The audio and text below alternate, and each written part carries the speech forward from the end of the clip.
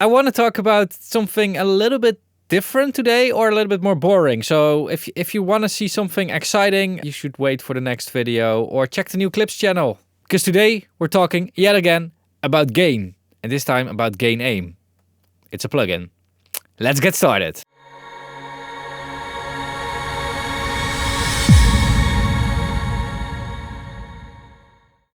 All right, so the people from Noiseworks, they emailed me if I wanted to take a look at GainAim, and GainAim is the best all-in-one tool to control the loudness of your signal. GainAim has many use cases. With the different modes, you can use GainAim as a vocal rider, gain matcher, and more. For me, it's a bit difficult to really figure out what this exactly is. Is this a rider? Is this a compressor? What is it? Like, they're saying leveler, matcher, but they also have a fast mode, which would make it more into a compressor. Basically, what a rider is, it's a bit difficult to fathom that, because it's kind of a compressor, but it also isn't. The intention of a volume rider or gain rider plugin is to mimic somebody riding a fader manually. And you could say that that's compression with like very slow timing. However, when it comes to the attack time of a rider, it has to be quick. It actually should be able to look ahead. So you need kind of a fast attack time. However, if there's like a quick impulse in the signal, it shouldn't directly respond to that like a compressor would do. So it's kind of a complex way of timing a compressor. That's what a leveler is. All right, so this thing has a few modes. It has rider. Avoid riding gain automations for all your vocals by adding GainAim in rider mode. Great for all types of gain riding. Does not change the dynamics of the signal. Leveler/matcher. Ideal for mixing and gain matching. Slow gain adjustments that doesn't change the signal's dynamic range. And that's also, that's also a difference between a compressor and a leveler. A compressor is really about dynamic range compression. Great for avoiding the louder is better trap when working with compressors or equalizers in the same channel. Wait a second. This thing can act as Autogain, because I think you can set this to a certain loudness level and then it would just gain down without acting as a compressor. So it could be useful just as an Autogain tool. I would of course only use that while working with plugins that do not have Autogain, which is something I never do, by the way. So for me, it's a non-issue, but I could imagine that some people really have a certain plugin that I really would love to work with and would love to have some Autogain. You can make a chain and then bypass it after you made the gain adjustments in the original plugin, then bypass this and just have this one in there as a workflow thing. It's actually more interesting than I thought. And in general, boring subjects in audio, or boring, the non-flashy subjects, the subjects that will never be in a do these 10 things to become a better mixing engineer, those subjects are actually pretty interesting. And actually those subjects can make a lot of difference for your audio. All right, so I have it installed here. I've got it in mode rider. We've got target loudness, and I think this is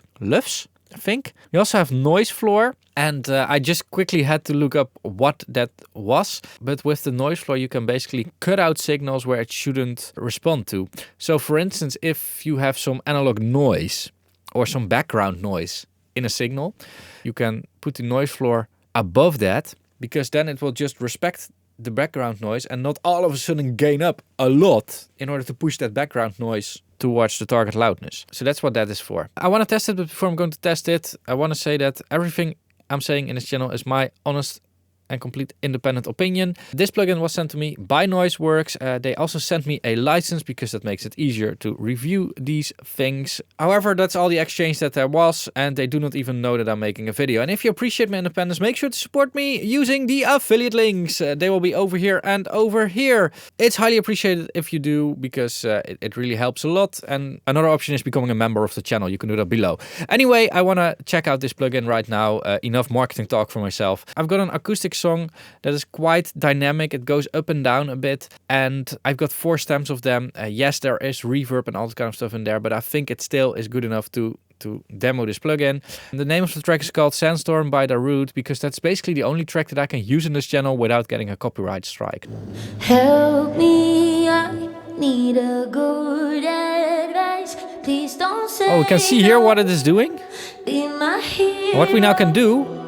You can tell me lies. Please don't cut these turn up the ties. noise floor Need a because I'm seeing the reverb in this track as the noise floor. Now we're getting to a quieter part, and you can see it's gaining it up for me. That's really cool.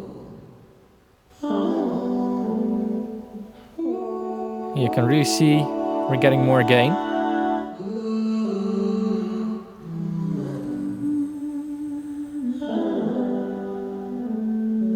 Whining so hard, I think life's all about me.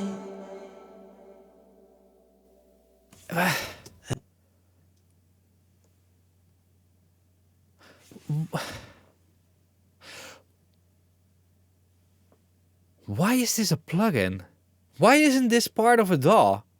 Or maybe it is. Maybe there is a Reaper extension that I do not have yet. Why are we still using faders as literal faders in DAWs? Why don't we have the option, at least have the option, to switch a fader to a rider mode, where it will equal out the volume over the track a little bit, if we want that. And there are situations where we want that. There are also situations where we want to keep it dynamic, or where you know, the story really asks for some dynamic range. But then the fader becomes our target loudness, as it is in this plugin. Why isn't that in DAWs? Because if it is in a DAW, then it can look ahead. It can scan the whole track, and it can also write automation or write an envelope clip or whatever, so that we can see what it's doing, but also so that we can adjust it. And I mean, in general, it's kind of weird how DAWs work these days, because most DAWs are still in the stone age of audio. They do what they're supposed to do, but they're also not really innovating anything. I mean, there's so many things that DAWs can do, and also the interaction between plugins and DAWs. There is no way for GainAim to look ahead, and I mean, to really look ahead, to know what is coming. I mean, we've got ARA, but ARA is not really made for that. ARA is made for real-time access for applications like Melodyne. And only the first plugin in a chain can be an ARA plugin. The rest cannot see what is coming ahead and cannot read out the whole track. So, I mean, for plugins like these, that would be really, really nice. Anyway, I want to work with that squash and fast a little bit on the whole song.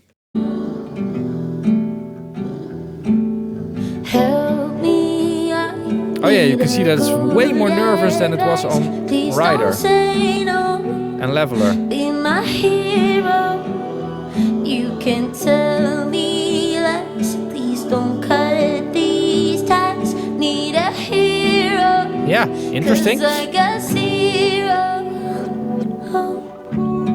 So the mode is basically your nervousness. How nervous is it going to react?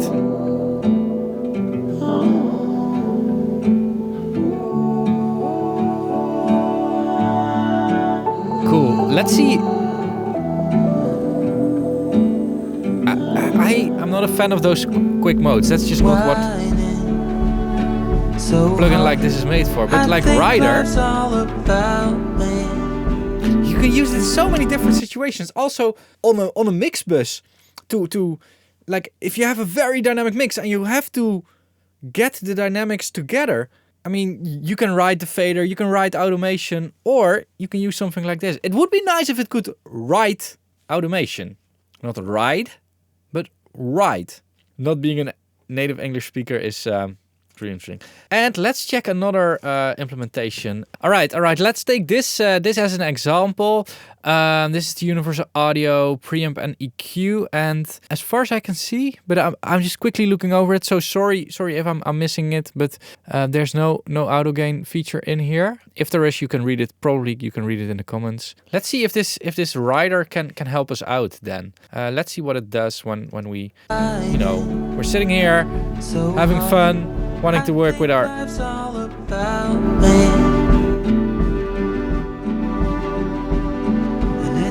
Yeah, it is dragging it down. Cool.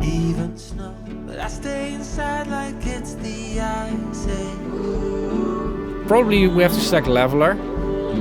Yeah, because I don't want it to respond a lot to the music. I just wanted to respond to the plugin bullshit.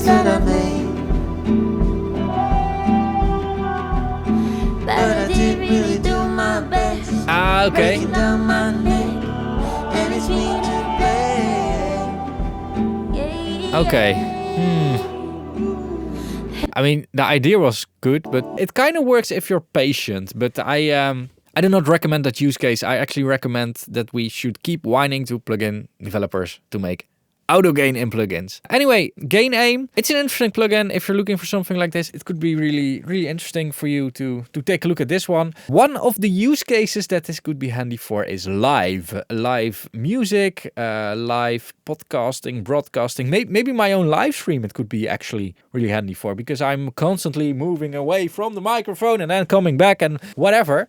And I do have compression on my microphone during live streaming, but having some gain riding couldn't hurt. So maybe I will use it as well. I don't know yet. We'll see. Anyway, that's all I have to say about GainAim. And if you like my videos and want to support me, make sure to check out my Patreon campaign or YouTube memberships down below. You get early access to videos, exclusive content, and some other good stuff. I'll link a playlist of that content over here. The last way to support me and the whole YouTube channel is by watching more videos. So I'll link one of my videos over here. There's a new clips channel in the pinned comment down below. Don't forget to subscribe, keep pushing, and bye bye.